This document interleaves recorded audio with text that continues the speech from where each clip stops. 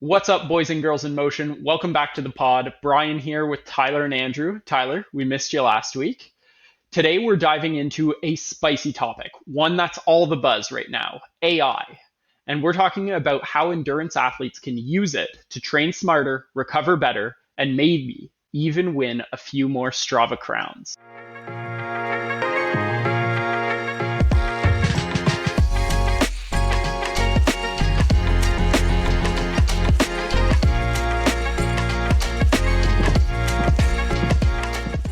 Absolutely love it. I definitely need to know how to do that, and this is going to be a fun one. AI is all the buzz right now and is definitely changing everything from how we train, how we eat, and even how we hype ourselves up on race morning.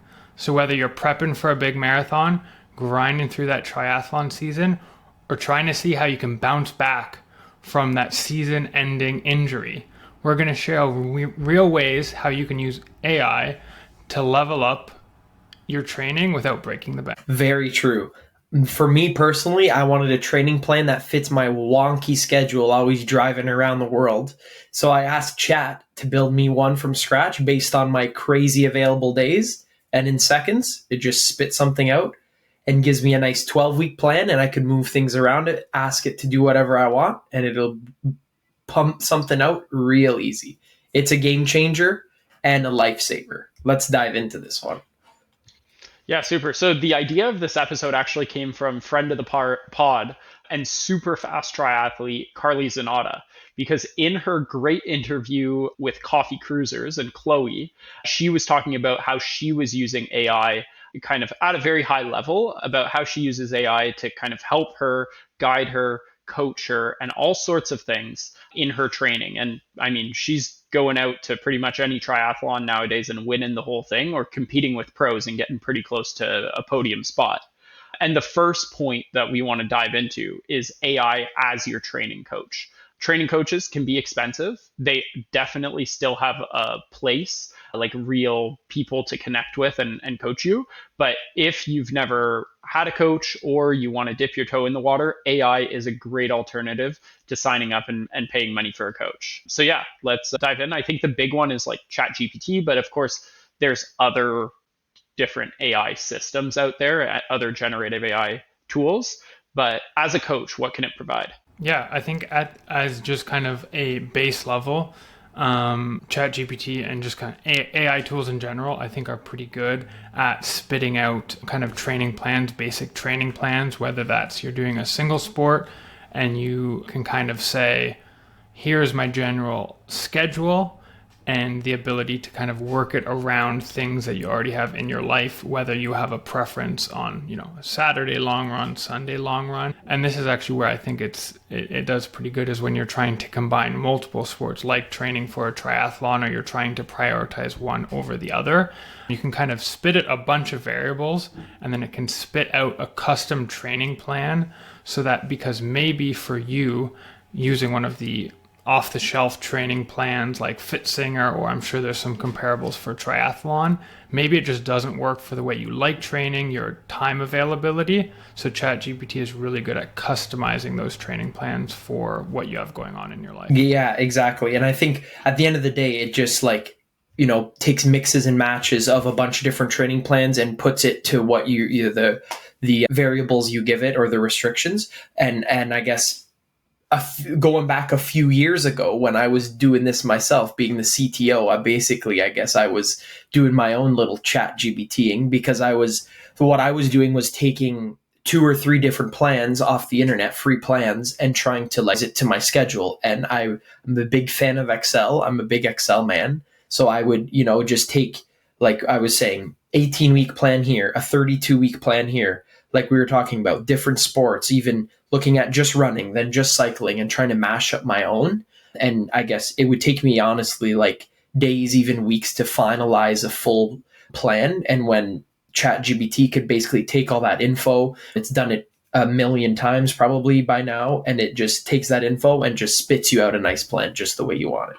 Exactly. And as a training coach, it's a perfect example of like being able to tweak sessions if you miss a day, for example, and or like add some structure to your plans without, having to do it all yourself.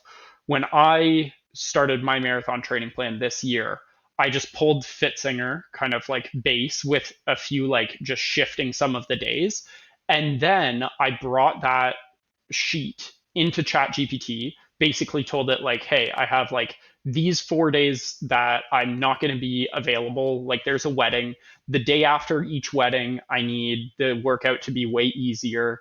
And I also want to make sure that I hit 200 kilometers of cycling plus running. So it would have to customize how much cycling I do each week. It would have been a ton of like math, like setup on my end, but to have ChatGPT actually go out, do the baseline as that automation, it made it so much easier. And now, anytime I have something that pops up, for example, the injury that I got, I just said like, okay, here's kind of like my recovery plan.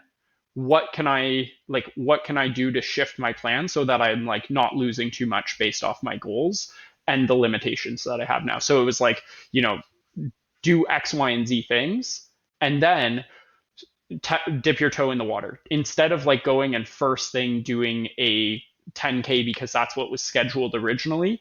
Do a few 3 5Ks and then start expanding upwards. And that's exactly what I did. This morning was actually the last morning of like any adjustment, and now I'm back to plan tomorrow, so we'll see how it goes. But that's really nice because it was able to kind of take all of that input and then make changes live to the plan that I've always been using.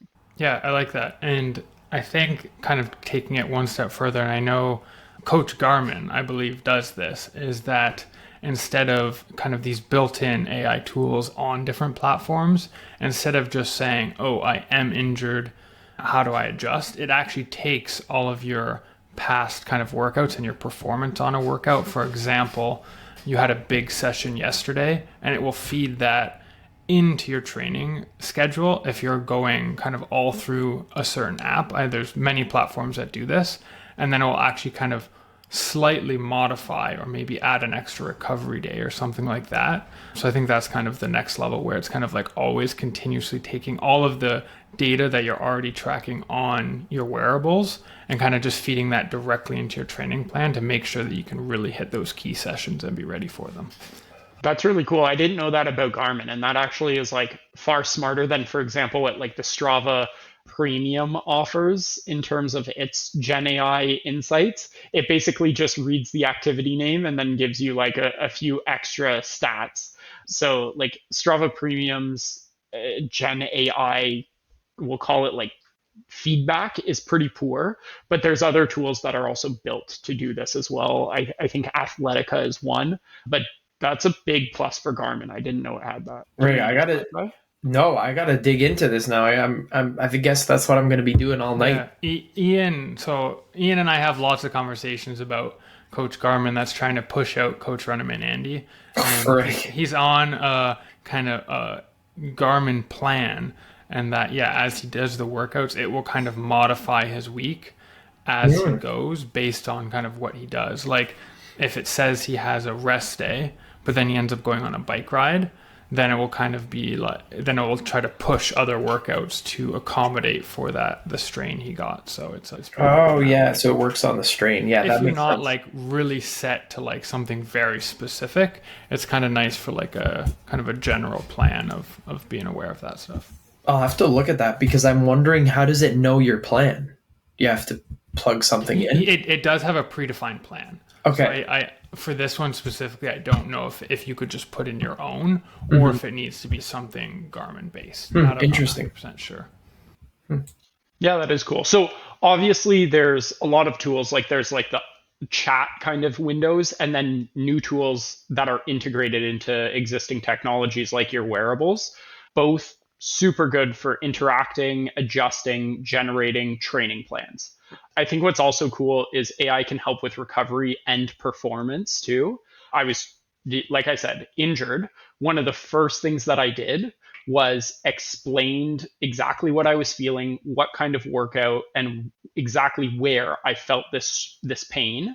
And it actually quickly diagnosed what the problem was, gave me some feedback on what I could do in terms of tips for not only modifying my plan, by taking time off of running, but also gave me mobility routines and recovery stuff like heat and that sort of thing. It's good. I would say like medical advice is actually something that OpenAI talked about in their most recent like open town hall kind of announcement for GPT-5. And so they are actually like seeing that this is one of the huge use cases is for health stuff. And I think when we're talking recovery, that's a health thing for athletes as well. So yeah, generating kind of those mobility routines. I use it for like the 100 exercise kind of like their mobility and strengthening thing is partially designed by chat to keep it interesting for me. I kind of gave it exactly the feedback that my physiotherapist gave me. And I plugged that into chat and said, like, mix up all of these exercises into a new interesting routine every day. And all I need to do is kind of say, like, generate a new one. And it'll give me a new one for each time I want to do that. And they're all roughly 20 minutes. So that's a really nice thing to do. Yeah, and I think touching on kind of the health piece, same. I've kind of been struggling with a little bit of hip flexor pain, and have went to my chiropractor, went to physio, gotten some good exercises, but I've also kind of used it in that same way.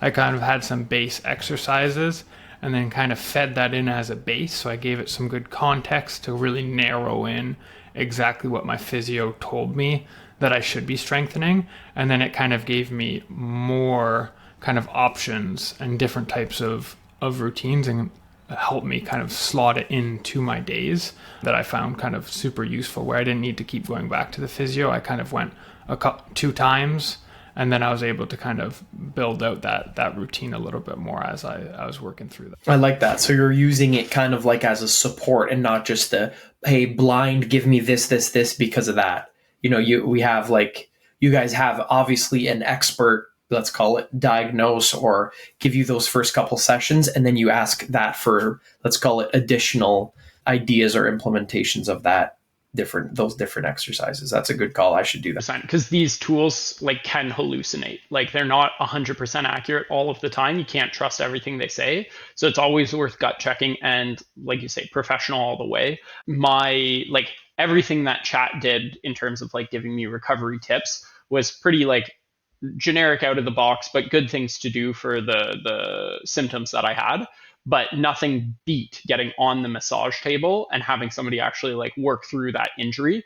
And honestly, that was the big fix, was going to massage therapy. Now, if I went back to the record, I'm sure it would have said like also go consult X, Y, and Z kind of experts, because it's generally trained to do that. But I definitely think it's worth us highlighting right now that like these tools aren't 100% accurate, but they're very, very good and will give you instant feedback. So you mean you can't get a massage from AI? That's freaking wild. I mean, you could try. You just, say vibrate in a certain way and put it on the hip, and you might feel a little bit better. Oh, we'll have to try it out. So we've talked training plans, we've talked recovery, but the other thing is like for racing. It can really help you kind of find those incremental gains on race day that maybe like you're doing manually right now, or sometimes not even thinking about.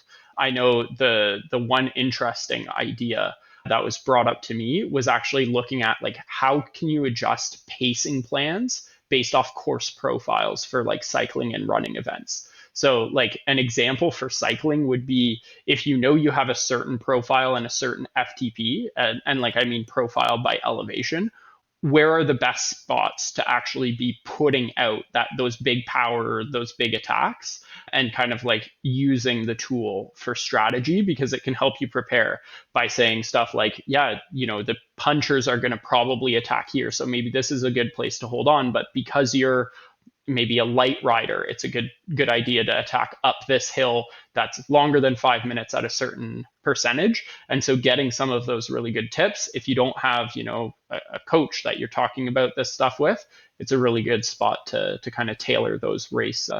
Yeah, that's a great idea. I never thought you could kind of ask those questions and they could kind of spit out some sort of strategy. I might have to try that for my next marathon, just get some nice pacing goals. I know I usually rely on Runnerman Andy, Coach Andy, for my most recent marathons and half marathons. Actually, I've been going to Toronto, but I won't have the luxury because he's going to be in Europe for my next one. So I'll have to go solo. I might have to refer to the chat. We'll see. Yeah, there is nice tools like Find My Marathon. That's what I've used kind of before these tools, where they have all of the elevation profiles loaded in, and then you can build pace bands around it, and you can kind of toggle a couple features like, do I want to even split, positive, or negative split? But these AI tools are great for that kind of thing. Of I just kind of loaded it in, and I was like, I want to go sub X for Berlin Marathon based on the course profile. Give me a couple different race strategies, and it gave me a detailed pacing strategy with different parts. Here I have first 5K, 5 to 20, halfway check-in, 21 to 32, and then once it starts getting hard, that critical zone, 32 to 40, and then the final 2K. And then it actually generated a few different pace bands depending on what type of strategy I wanted to do. So it gives me lots of good information there. Yeah, that's cool. And pacing is one thing. The other thing is fueling and like being able to one, like map out like here's the different places where I'll have hydration booths where there's actually tables with water, and then actually tell you, well, these are the optimal times to be taking a gel. Maybe you have a few caffeine gels, a few normal gels, and you want to balance that. Some gels are better taken with water, others do not require that. And so like you can feed basically any information about your race and actually get a pretty solid strategy back, or at least somebody to talk to about your feelings before race day. Now, we did also have an episode, I forget what it is. I think it's the 72-hour race day checklist. So the part of the tool's ability is to actually support you in planning out those days before, from your carb load to your schedule to what gear you need to bring and in what order.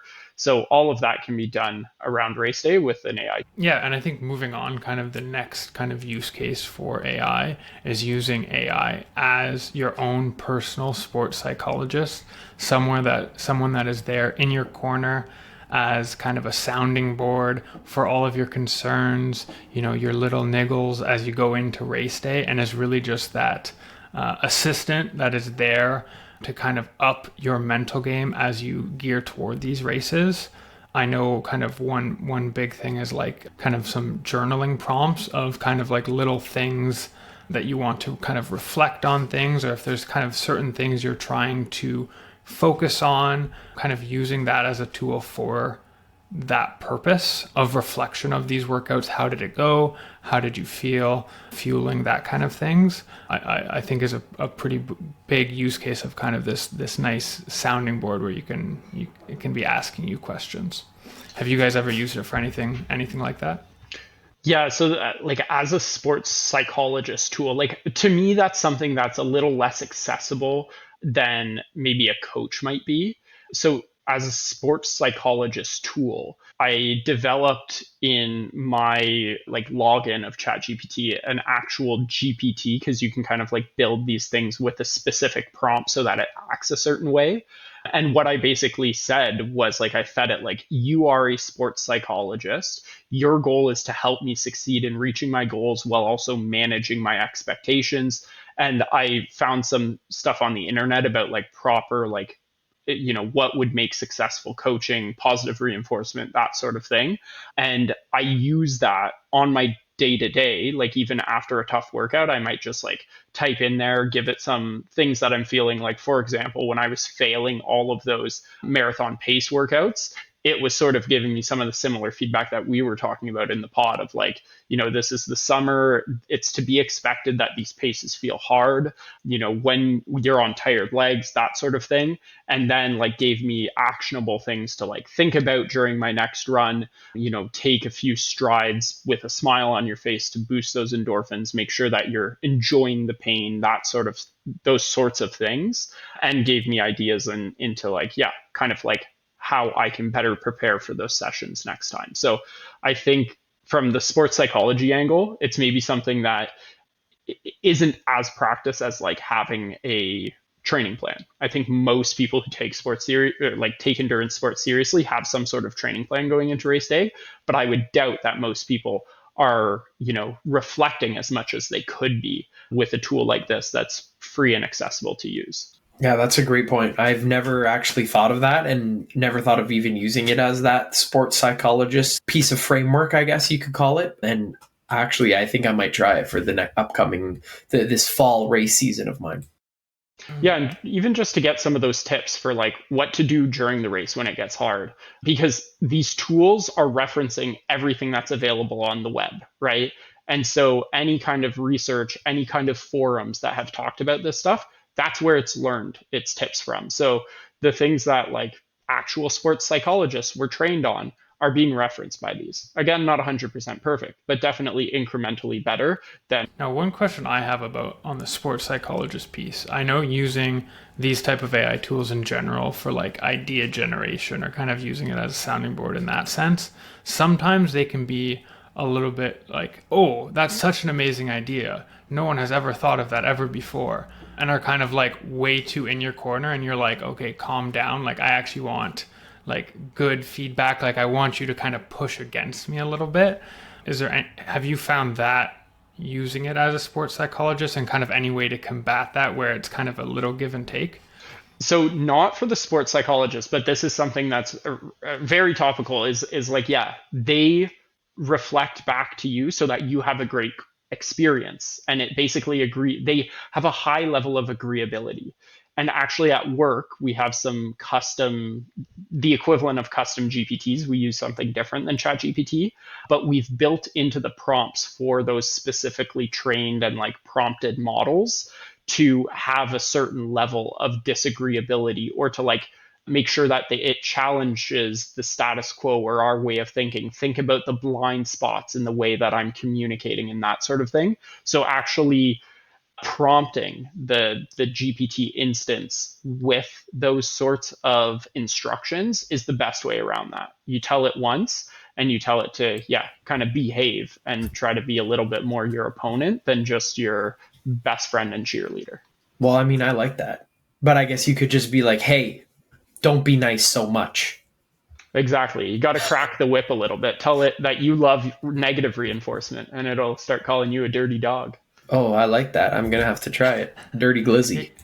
Yeah, because I could definitely see if, summer you're just failing all your workouts and it's just like, oh, no problem, you'll get the next one, Tiger. And just every week, oh, it's fine. Failed workout, you'll get them on race day. And then I feel like the expectations could get a little bit dicey.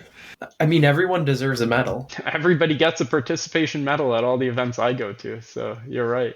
No, I think that's a good flag to raise. And so I think, making sure and there's tons of resources online to like design better prompts. This is like a field called prompt engineering. And I think this is where, some fine tuning of the way that you instruct the GPT to talk to you is definitely going to help boost its performance and make it a little bit more, better feedback than just positive feedback and being optimistic all the time. Yeah, you're right. Yeah, lots of good resources. I think another good one, especially when you're kind of building those custom GPTs or equivalent, is first starting out saying, I want, or help me design a prompt for X, Y, and Z, and then give it the criteria. And then it actually does the work of creating a prompt that will work for itself. I found a lot of success in doing that. That's hilarious. I'm gonna try this more often. I think I'm gonna go down the chat rabbit hole. The AI help with everyday activities, I think, is gonna be nice. Yeah, exactly. And actually so we use Notion for all of our like documentation for the podcast. And we have a page called ChatGPT prompts. And the first prompt there is something called prompt for all prompts. And it's a prompt to create a prompt engineer.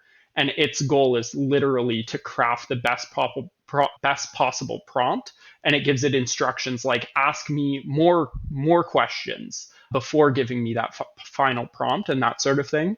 So it really helps clear up any ambiguity and really instructs for better GPTs like your sports psychologist or your training coach. So creating a GPT is a good tip.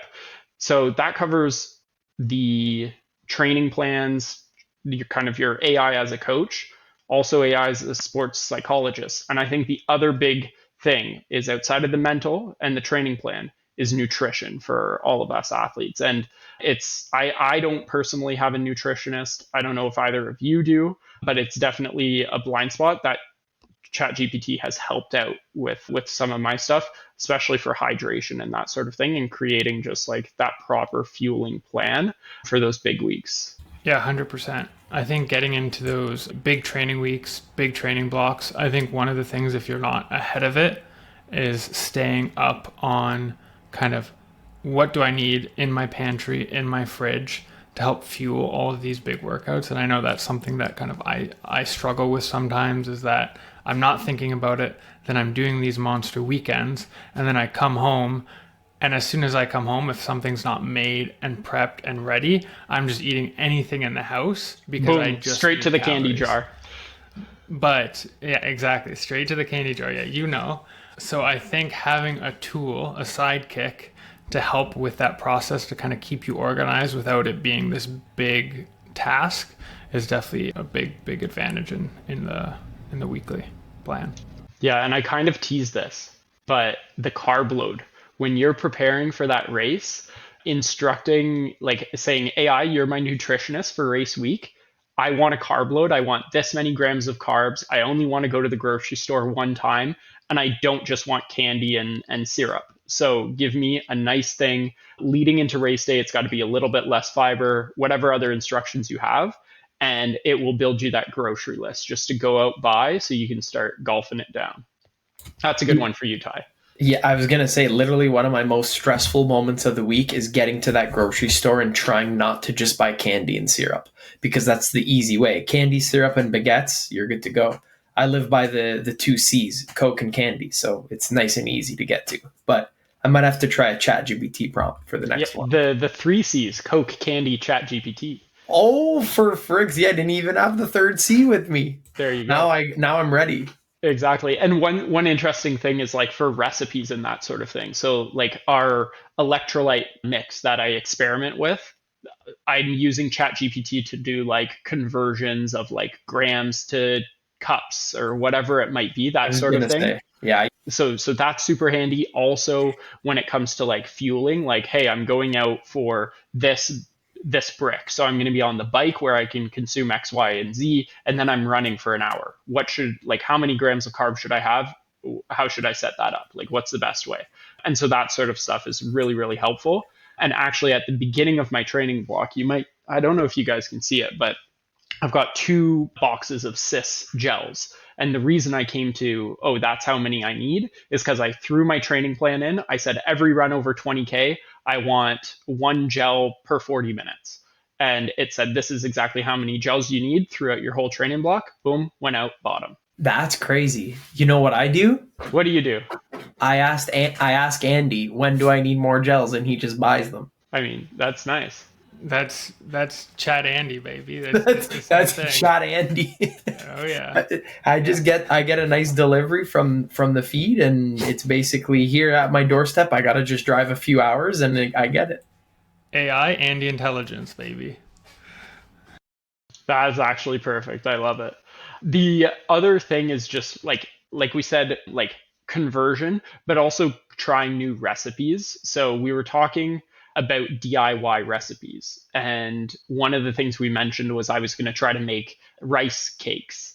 Now I plugged that into ChatGPT, got it to, get me the list of ingredients, gave me some instructions, all sorts of stuff like that. It was not perfect. They were a little bit too hydrated, or they just weren't quite enough. Like they were, kind of too soft and that sort of thing. So some tweaking needs to be done. But they tasted amazing. I tried a sweet one. I think the savory is next. And I asked it for a sweet and savory recipe. So I might be having a bacon, egg, and cheese one soon enough. Frig, you got to keep us posted. That sounds nice. I guess, what did you do? Like, it was just too much too much water maybe? Yeah, I don't know. Maybe it's about like, so just cooking the rice off a little bit more, maybe a little less water in the rice, or actually throwing it into the oven after it's cooked between two pans to kind of get a little bit of that water weight out of there. And I think that would also help for allowing it to store better, because the more kind of water there is, the faster it's going to spoil. So that's another consideration. But And you it's that, but like chat is a good thing, good tool to use, like that AI as a nutritionist to kind of yeah. tweak those recipes, right? Because if you find that chat, it has all of the context and you can tell it what went wrong, and it'll try to give you and generate some tips.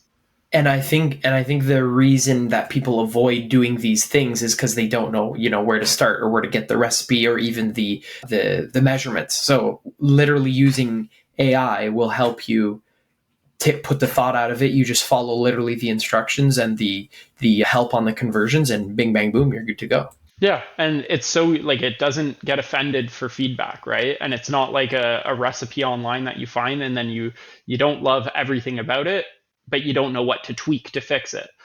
It will at least give you some ideas on what to tweak to fix it, right?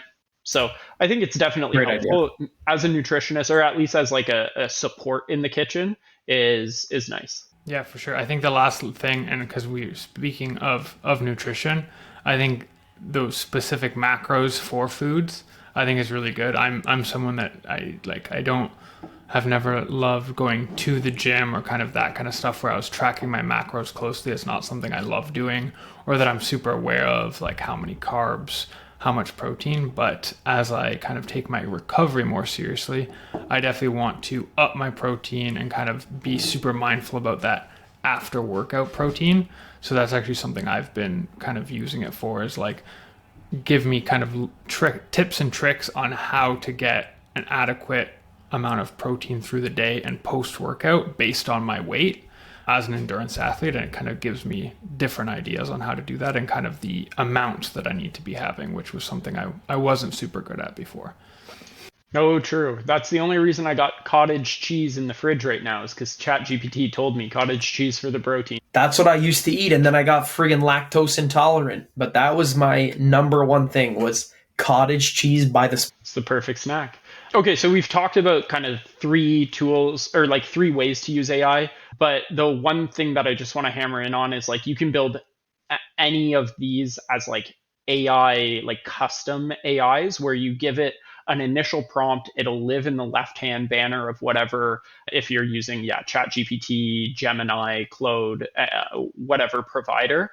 All of them allow you to sort of give a custom instruction to a specific chat instance, and you can always click on that again. It'll kind of save, you can name it, and then you can always use that initial instruction in that specific chat instance. So that's super, super helpful, because it'll allow you to kind of store that initial instruction, that contextual knowledge. And even some of them allow you to plug into documents or upload documents. So let's say you have your training plan in an Excel file, you can add that as a reference document for one of these custom GPTs or GEMs or projects. So definitely something that is helpful, that we're happy to support with getting you set up. And maybe we can even share a few ideas when we share this episode about like, here's how we would go about kind of creating that initial instruction for a nutritionist, a sports psychologist, or a training coach. Yeah, I like that. I think those would be some good resources that kind of gives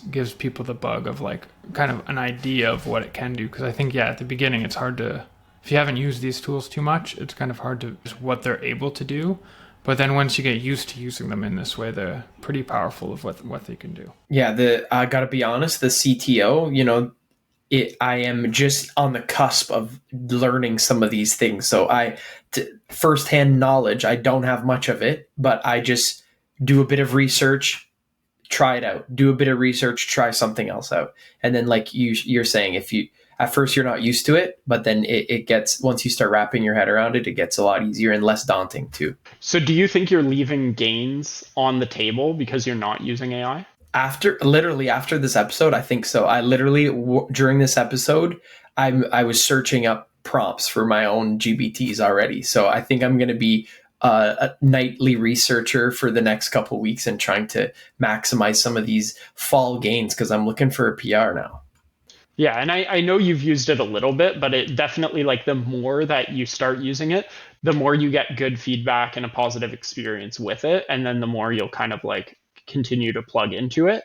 But there is also this risk of like over reliance on AI and just kind of like losing your own thoughts because you could just chat GPT it and you kind of lose that independent thinking and exploration. That's also fun in endurance sport, right? Like That going, that yeah, like that's a part that I do like doing, is doing my own research on different plans and like looking literally at like different lines and like putting it myself into like a sheet, which is kind of just a weird, maybe it's like a video game thing. Like it's like a weird video game for me that I like to do that kind of organization stuff. But I mean, saving time, and I think maximizing the benefits of like the performance that you could have from tailoring the AI to what you do specifically is, I think, better than a personal plan that, let's say, you work on or even a coach works on. Sometimes that won't be totally tailored exactly to what you need. yeah, and it's really just like you have a buddy now to kind of do all of that fun stuff, and it'll just take away the tough stuff that you didn't like doing, and so you can keep your mind on the fun stuff. I'm in. Yeah. I'm I sold. think that's well said. Do the stuff that you like. I think that would be my take, is that like for you, you really like building the training plans, do that, and kind of you have experience doing that. I know for me, something I don't really use AI for is kind of adjusting my week to week workouts. I've become pretty kind of in tune with how my body feels and kind of trying to cut workouts, change workouts based on how I feel and the workouts I need to do. So I don't really use AI for that. But kind of those other things like nutrition, building like recovery routines that I'm not as good at and I don't really like doing, that's definitely where I'm like, AI, please help, because or else I probably won't do it. 100%. And I think too, I'm just thinking of the near future. In the next couple months here, we're getting into October, fall races and all that. After that, I might be asking, what do I do on the off season? Like I'm used to, training for some big races that usually take, the 8 to 12 months range. Now it'll be a little bit more, I think, of an off season, that I'm not doing a major Ironman in 2026. So I think I'm going to ask Chat, hey, what do I do all winter? Tune up Tuesdays won't be enough. Tune up Tuesdays and then some freaky 5K training so that we can crush that sub 20. I'm still in the back of your, I want that in the back of your mind. Sub 20. It's got to happen. 2026 is the year. True, you guys are. I keep forgetting about that 5K, the 20-minute mark. But I don't know. We'll see. I think that's a really important barrier for you to break. And then I think the moment you break it the first time, you'll never run another, plus 20-minute 5K until you're untrained. Well, I mean, with these new freaky shoes, might have to be done. Yes, I think this is important for He let everybody it slip. in He the let the 5K secret slip. in the pod. Look at Oh these. baby. So Andrew was lucky enough and Clutch also master. clutch enough to find a number of Vaporfly 3s at the Nike outlet, and he picked it up for both Tyler and I. Thank you, Andrew. Had to be matching in brim purple so that we have some default races. I was gonna say, now we're triple matching. That's kind of dangerous. And I told Juicy, you know what? I didn't have a choice. They made custom Nikes for us, a colorway, so we had to get them. And they put them on at daily trainer price, so couldn't say no. Yeah, no, it's a crazy deal. They were 200 Canadian minus 30%. So they ended up like with tax being about like 160, which is just crazy for these shoes. They are a little bit narrow for me, but it doesn't matter because it's all about speed, not comfort. That's what Andrew said anyways. And shed the grams. Exactly. AI told me these were good shoes, so I said yes. It's funny because after we had that conversation, I was researching Vaporfly 3s because I've only used 2s. And the one thing that the internet told me was that in Vaporfly 3s, they're actually less narrow than the previous versions and are more roomy, is what people kept describing them as. So you're lucky. You're lucky they're not 2s. I'm scared. I don't have narrow feet, but also not that wide. So we'll see. And I half size up. So we'll see. Yeah, see there these are the perfect length for me. But yeah, certainly narrow. So I'm either gonna get huge blisters right under the arch of my foot, or who knows, maybe they'll be perfectly fine because they're just fast, so I'll forget about any pain down below. One thing, and I know we've had some discussions about 2026 happenings once we're done with our speedy fall races. I think I might need, with all these potential options for 2026, I think I might need to use AI to help me make some decisions. Because I know the Pick amount of for you. races that are happening in 2026, I don't know if my body can handle, and I need someone to make a decision for me. Yeah, I honestly agree. There's kind of the world is our oyster in terms of events. I love the idea of an ultra, but that's kind of crazy. I'm hoping that Tyler will accept my challenge of doing a backyard Ironman, and I think if Barrelman is still a go, I'm very keen on becoming a freaky time trial rider to try to bring that gold home for the boys in motion in the relay. And you'll just see me. I was thinking of that the other day too. You'll just see me be belligerent in the pool, doing Lionel Sanders 30 kilometers a week in the pool, just being an absolute fish for the boys. I hope so. It's like Carly Zanotto when she was injured and she's just spending like literally doing more distance in the pool than I was doing running all winter when she was injured. Which is wild. But I mean, that's how you get good at something, right? You just keep the repetition. And I mean, that would just make me a freaky swimmer and then jump right back into the full distance. That's perfect. That's what you want. Yeah. What's on your mind about the events next year, Andrew? Do you think you'll be able to tackle one of the world majors? As of right now, I'm not in any of them. I haven't been accepted. None of them want me. So that's kind of, I have decisions to make of what do I want to prioritize? Do I want to go down in distance and gain some speed as like a main block, like an actual main block, not just a small 5K block that I did this time, and then, run an equal 5K when I have more fitness a few weeks after in a 10K, or like doing ultras, but then it's I'm doing tons of volume and am I giving up speed? So it's tough. I don't know. Well, I mean, a speedy ultra is also a thing that you can do. When you have that much elevation gain, there's speedy is not a word I would use. No, the ultra world is actually cracked. Like the difference between training for that and a 5K is just miles apart, right? Your 5K is like a ton of like super intense, tough stuff. And the ultra is like just mentally being able to block that much time to put into like zone 1, 2 training, right? It's ridiculous. And the elevation is another thing for you, Tyler, and myself. There's like enough substantial hills, especially for running. Andrew, I don't know about you in Toronto. Like, would you have to always be doing the same like 4 kilometer loop to get all of that elevation? Actually, I've been looking at my Strava this year, and with the move, the amount of elevation I get just by running is actually pretty good. Of course, I wouldn't be getting like mountain ultra level, but we do have some good like progressive hills where I live that I think I could get a lot. And just doing a bunch in like High Park.